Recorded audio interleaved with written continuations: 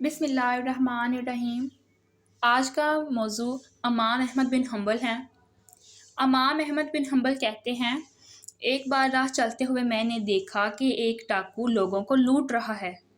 کچھ دنوں بعد مجھے وہی شخص مسجد میں نماز پڑھتا نظر آیا۔ میں اس کے پاس گیا اور اسے سمجھایا کہ تمہاری یہ کیا نماز ہے؟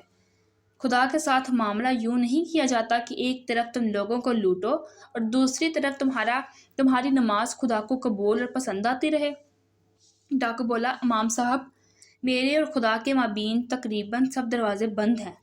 میں چاہتا ہوں کوئی ایک دروازہ میرے اور خدا کے مابین کھلا رہے۔ کچھ عرصہ بعد میں حج پر گیا۔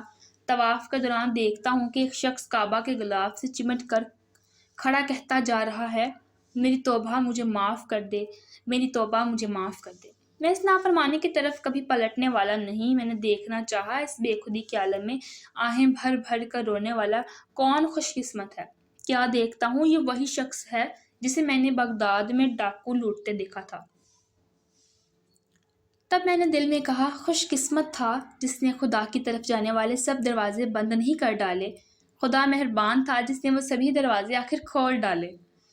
تو کیسے بھی برے حال میں ہو، کتنے ہی گناہ گار ہو، خدا کے ساتھ اپنے سب دروازے بند مت کر لینا۔ جتنے دروازے کھلے رکھ سکتے ہو، انہیں کھلے رکھنے کے لیے شیطان کے مقابلے پر مسلسل زور مارتے رہنا اور کبھی ہمت ہارنا مت۔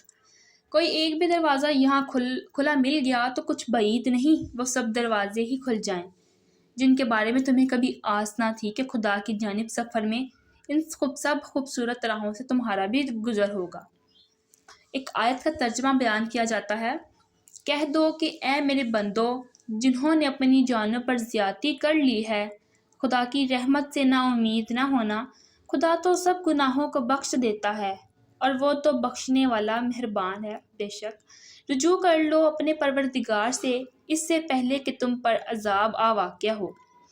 خیال رکھنا، خدا کی جانب کبھی پشت مت کرنا۔ میں امید کرتی ہوں آپ نے اسٹوری سے کوئی نہ کوئی سبق حاصل کیا ہوگا۔ میرے چینل کو سبسکرائب کریں، اپنی دعاؤں میں یاد رکھیں۔ اللہ حافظ۔